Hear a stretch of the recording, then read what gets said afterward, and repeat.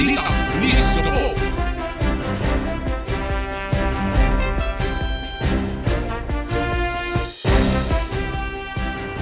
Magandang umaga mga ka-okay. Good morning lungsod ng Olongapo. Welcome po sa ating programa ngayong umaga para ipaabot sa ating mga kababayang Olongapeño ang mga balita sa pamamagitan ng ating programang Pinalakas through online. Hatid sa inyo ng Subic Broadcasting Corporation at ng 97.5 DWOK-FM, ito ang radyo ko. Ang kapartner natin sa paghahatid ng mga mahahalagang kaganapan at impormasyon dito sa loob ng ating lungsod. Ako po si Patrolman Raven A. Filarca mula sa City Civil Affairs and Development Unit. At ako naman po si Police Staff Sergeant Maria Victoria Mamasig, ang CAD PNCO ng Olongapo City Police Office. At ito ang Balitang Pulis Gapo. Muli, happy Thursday mga ka-okay at sa ating mga listeners. Sana safe po tayong lahat. Yan. Happy morning po sa ating lahat at syempre sana po safe po ang lahat, no? Kaisa ang bawat Pilipino at ang mamamayang Pilipino na itataguyod po natin ang mga adhikaing napakaganda ang ugnayan ng kapulisan, pamahalaan at mamamayan tungo sa isang ligtas na bansa. Kami ang inyong makakasama ngayong umaga para magbigay ng mga komprehensibong detalye patungkol sa mga programs and activities na isinasagawa ng inyong kapulisan dito sa lungsod ng Olongapo. Aming ihahatid ang mga kaganapan na may kaugnay sa pagpapatupad ng ating peace and order sa ating lungsod. Sa pamamagitan ng ating mga PNP activities, bagong PNP para sa bagong Pilipinas, serbisyong mabilis, tapat at nararamdaman. At sa pagkasakatuparan ng mga akbang at kampanya na tutugon para sa ating mga kababayang Olongapeño, katuwang ang himpilang ito sa pagpapalakas ng ating pagbibigay ng mas malawak na impormasyon. Abangan din po natin ang mga crime prevention tips na naglalayong mapanatili ang kaligtasan at seguridad ng ating mga ka-okay. At sa ating pagpapatuloy ang mga kaganapan na may kaugnayan sa pagpapatupad ng peace and order sa ating lungsod ng Olongapo, yan ay atid ng ating PNP activities sa ilalim ng pamumuno ng aming City Director, Police Colonel Richie R. Clarabal.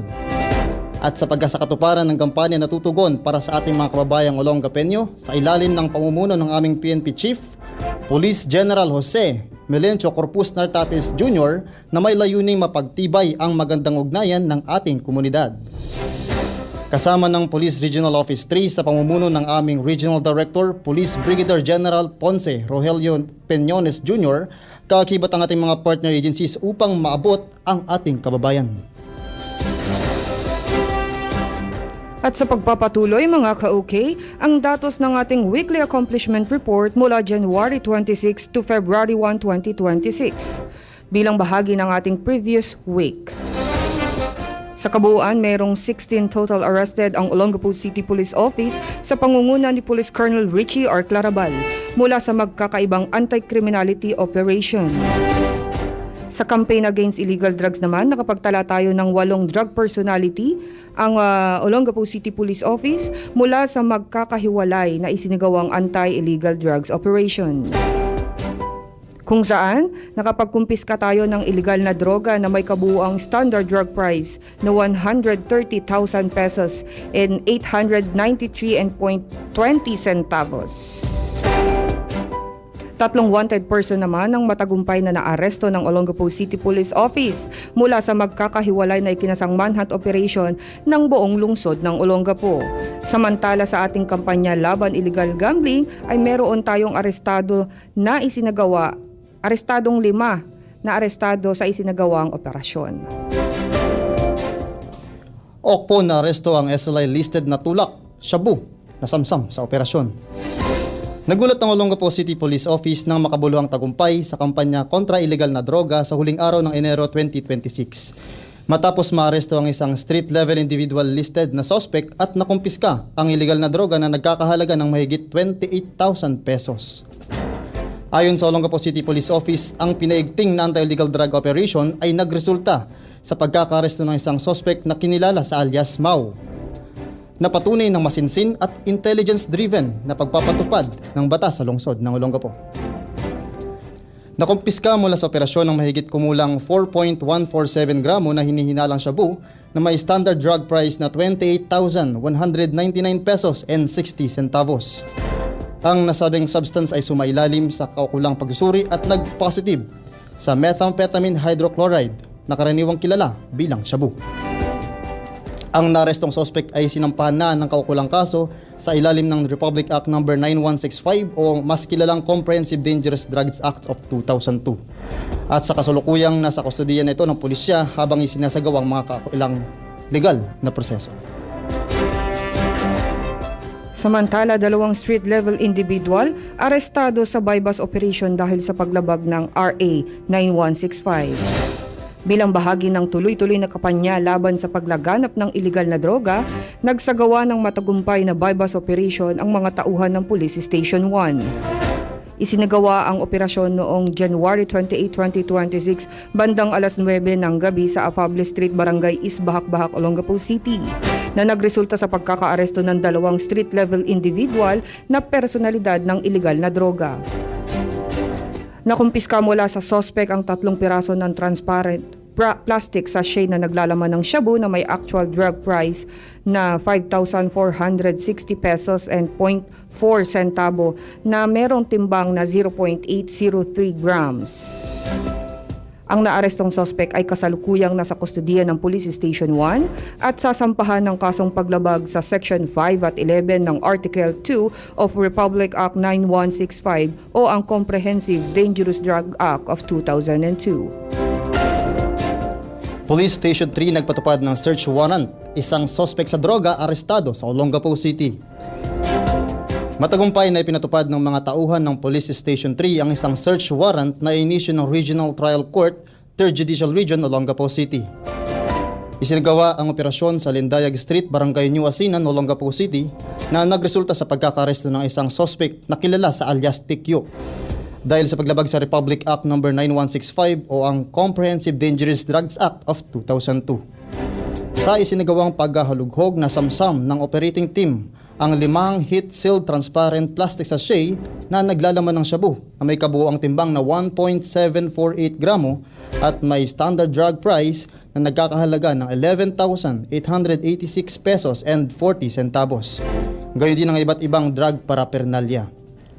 Ang naarestong suspect at ang mga nakumpiskang ebidensya ay dinala na sa Police Station 3 para sa wastong disposisyon at karagdagang investigasyon, habang hinahanda naman ang kaukulang kaso laban sa mga suspect. Lalaking may kasong slight physical injuries nadakip ng Olongapo City Police Office Police Station 3.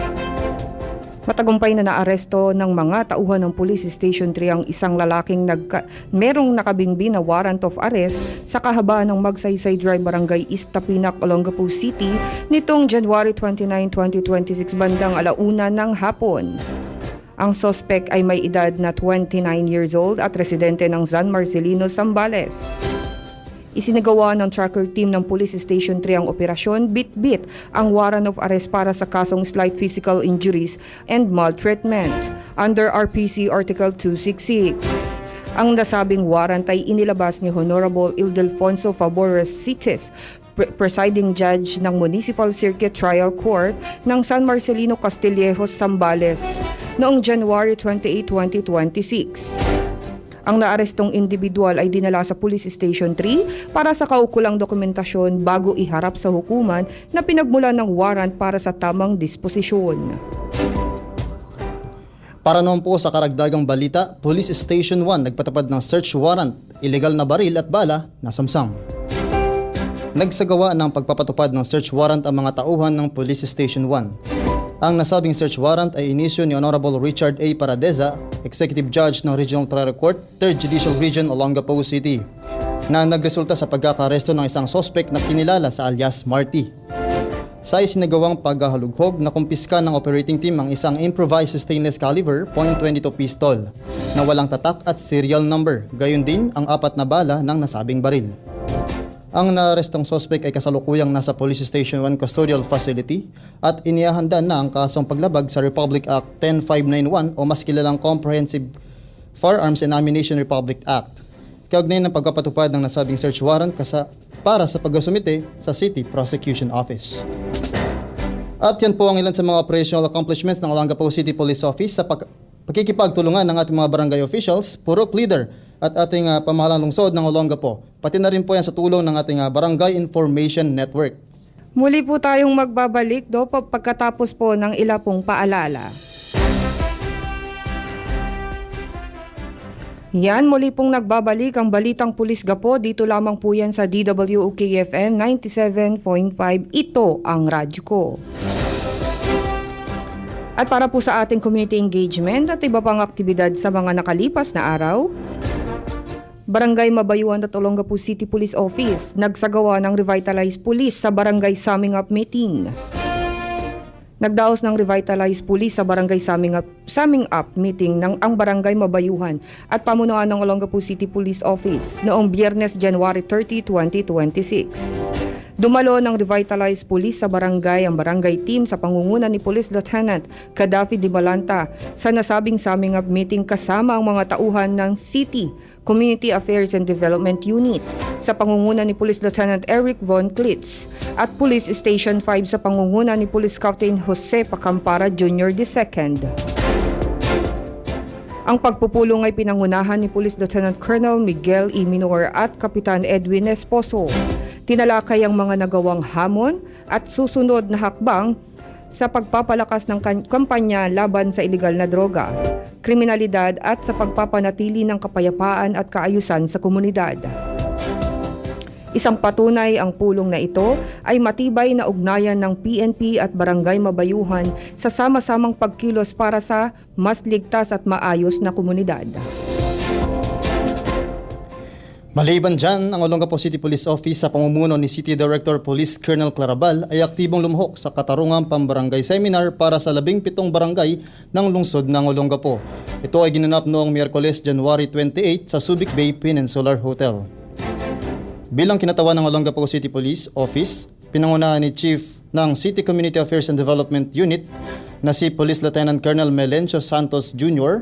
ang nasabing seminar at siya rin ang nagsilbing kasapi ng panel of experts sa ginanap na forum. Layunin ng aktibidad na talakayin ng mga paulit-ulit na issue at linawin ng mga pamamaraan hingil sa jurisdiction at paghawak ng mga kaso upang matiyak ang tamang pagpapatupad ng Katarungang Pambarangay Law. Olongapo City Police Office nakiisa sa Pro3 Media Summit 2026. Personal na dumalo si Police Colonel Richie R. Clarabal, City Director ng Olongapo City Police Office sa Pro3 Media Summit kahapon, February 4, 2026. Ang summit ay mayroong temang Crisis Communication in the Digital World, Protecting Truth, Pursuing Transparency and Promoting Professionalism, na pinapangunahan ni Police Major General Roderick Augustus B. Alba. Kasama rin sa nasabing aktibidad si Police Lieutenant Marian Sadaba, Public Information Officer ng Olongapo City Police Office, at ang ilang kinatawan mula sa K5 News FM. Samantala ang mga station commander, chief ng Sikadu at mga CAS PNCO ay nakilahok sa pamamagitan ng virtual meeting.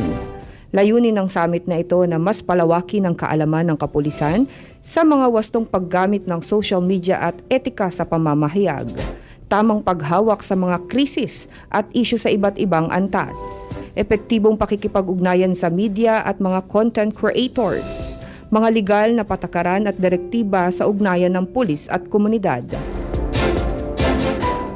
Police Station 3 katuwang ang stakeholder na si Mr. Bob Becker nagatid ng outreach program sa Olongapo City National High School.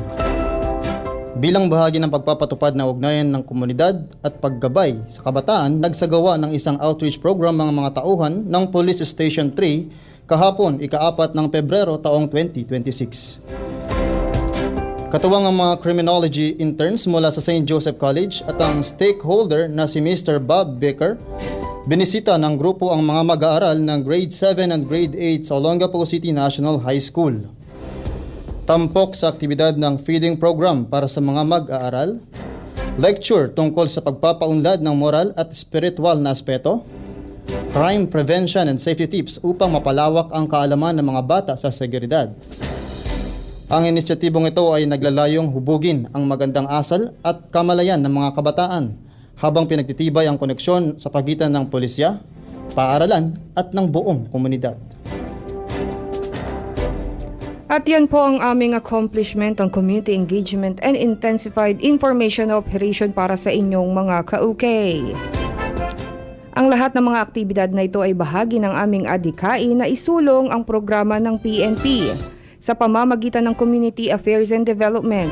Kaya naman hinihikayat namin ang lahat na magkiisa upang mas lalo po nating mailapit sa ating mga kababayang Olongapeño ang serbisyong publiko ng Pulis Gapo. Sa pagpapatuloy, dumako naman po tayo sa pamimigay o pamamahagi po ng aming mga safety tips para po sa ating mga ka-okay na talaga namang kapaki-pakinabang. Isang ligtas at mapayapang pamayanan ang layunin ng ating kapulisan. Ngunit sa kabila ng ating pagpupunyagi, patuloy pa ring umiiral ang iba't ibang uri ng kriminalidad. Isa na rito ang tinatawag na pickpocketing o pagnanakaw sa pampublikong lugar. Yan, napapanahon talaga yan ngayon, no? Ka-okay, no, partner? Karaniwan ito sa mga matataong lugar tulad po ng mga palengke, terminal at pampublikong sasakyan dyan sa mga jeep, yung mga kasama po natin na pasahero. Mabilis po at tahimik o madalas ay huli na bago pa po natin mapansin na meron na pong nawawala o tayo po ay nabiktima ng pickpocketing o yung nadukutan. Yan. Narito po ang mga safety tips upang makaiwas po tayo sa pagiging biktima ng pandurukot o pickpocketing. Siyempre, unang-una po sa lahat, dapat po yung ating mga mahalagang gamit o yung mga bag ay lagi pong nasa harapan. Kung ikaw ay nasa mataong lugar, ilagay po ang ating bag sa harap ng ating katawan at iwasan po nating magbitbit po ng anumang gamit na nasa ating likuran. Pangalawa po dyan, iwasang maglabas ng gadgets o mga mahalagang gamit sa pampublikong lugar. Huwag magpakita ng cellphone, alahas o pitaka habang nasa kalsada o sakay ng pampublikong sasakyan. Yes, kasi ito po ang unang tinitignan ng mga mandurukot o yung mga magnanakaw o masasamang loob. Gagamitin po nila o gamitin po nila ang harapang bulsa at itago ng maigi po natin yung mga importanteng gamit po natin sa bag na naka-zipper. Gamitin po natin yung mga harapang bulsa po natin kahit po sa damit, no? Kasi pag nagdi-display po tayo ng mga gamit, yan po yung nakakapag-akit sa mga mata ng mandurukot. Yes, partner. Dagdag ko lang din po sa mga cellphone. Maaga po na gumamit tayo ng mga strings na kinakabit sa cellphone. O, yun nilalagay na bibili sa TikTok shop. Opo, malaking tulong yan para in case na mag-snatch or yung mga ating mga shoplifters or mga magnanakaw, mandurukot, hindi agad makukuha. At syempre, lagi po tayong maging mapagmasid sa ating paligid, no? Obserbahan po natin yung mga taong nakapaligid po sa atin kapag may kahina-hinalang kilos, lumayo agad at humingi ng tulong. Saan po? Sa amin pong mga kapulisan o sa mga otoridad na nakikita po natin sa kalsada. Pangalima dyan, partner, mag-ingat sa mga sadyang gumugulo ng atensyon. Karaniwang taktika ito ng mga magnanakaw ang manggulo o mag-distract. Yes. May makikipagsiksikan pa, sadyang magtatapon ng bagay para ilhis ang ating atensyon. Meron yan, partner, yung laglag bariyagang at saka yung last bag gang. Grabe naman, partner. Yes, merong ganyan. Yung lilituhin kanila, kunyari, hindi lang isa yan, hindi lang dalawa. Minsan yan, 6, 5. Lilituhin kanila, kakausapin, babanggain. Kunyari, may ilalaglag para ikaw, na bilang mabuting tao, tutulungan mo sila. Hindi mo alam, ginagawan ka na pala ng pandurukot, no? Siyempre, kung meron po tayong kahinahinala at hindi po natin maiwasan na tayo ay mabiktima, tumawag po tayo agad sa 911 at humingi po ng tulong sa mga tao na nakapaligid po sa atin, tulad po ng kapulisan, gwardiya at tanod. At pwede rin po tayong sumigaw para mas mabilis po tayong makot natin yung attention ng community. Sumigaw po tayo ng tulong. Yan. Labanan po natin yung krimen. Magsimula po tayo sa pagiging alerto, laging maging alisto. Tandaan po natin ang usaping kaligtasan ay usapin ng bawat mamamayan. Alamin ang mga paraan upang makaiwas sa anumang kapahamakan. Huwag maging biktima, no? Siyempre, malapit na po yung ating Valentine's, no? Ayun. Lalabas po lahat. Bukod po sa mga couples, lalabas din po lahat yang mga magnanakaw. Ako. At syempre, magbabalik po muli ang ating programa pagkatapos lamang po ng ilang paalala. Ayan, muli po tayong nagbabalik uli dito sa DWOK-FM sa pagpapatuloy ng ating programa. Ang ASEAN Summit 2026 po ay meron na pong schedule dito po uli sa ating bayan sa Pilipinas kong mahal. Pang-apat na beses po tayong mag-host ng ASEAN Summit 2026. Main ASEAN Leaders 48 ASEAN Summit Meeting. Gaganapin po ito sa Cebu City, Philippines. Dadaluhan po ito ng mga ASEAN Head State and Government para sa isang main session meeting. At yan po, muli po, kami po ang inyong makakasama ngayong umaga. Kami po ay bumabati sa lahat po ng may mga kaarawan. Siyempre, unang-una na po kay Ali Jancy Cruz, sa aking mamahal na pamangkin at pinakapaboritong pamangkin. Siya po ay nagdaraos ngayon ng 2-year celebration ng kanyang birthday. Yan, partner, ikaw ba meron ka bang ipapahabol?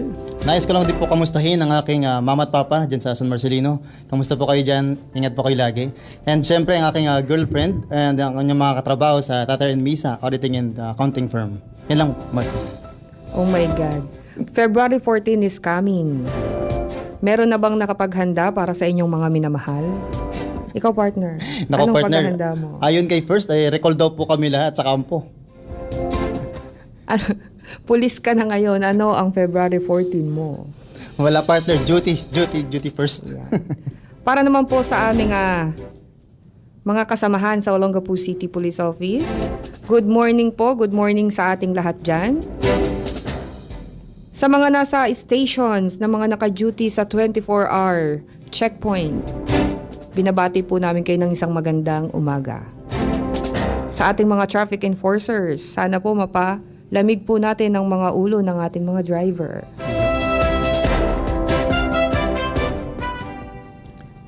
At para po maging update sa ating OKPO activities and accomplishment, please follow our Facebook page at Police Gapo Disiplinado. At please give us your likes, comments, and shares sa ating Facebook account at Olongapo City Police. Diyan niyo po makikita ang aming mga conducted activities and accomplishments. Also, follow our YouTube channel at Olongapo City Police Office. At syempre, kung saan po kayo nakikinig ngayon, 97.5 DWOK FM. At nais din po namin i-promote ang programang Sumbong Nyo, Action Agad, Lunes hanggang Biyernes, 12:30 to 1:30 p.m. Gayon din ang official Facebook page ng Philippine National Police at Police Regional Office 3. At ang Police News Network Facebook page. At yan po ang atid naming mga mahalagang impormasyon mula sa Olongapo City Police Office. Again, maraming salamat po sa oras na inyong pakikinig sa ating programa ngayong umaga. Laging tatandaan ang usaping kaligtasan ay usapin ng bawat mamamayan. Ako po ang inyong Police Gapo, Patrolman Raven A. Filarca.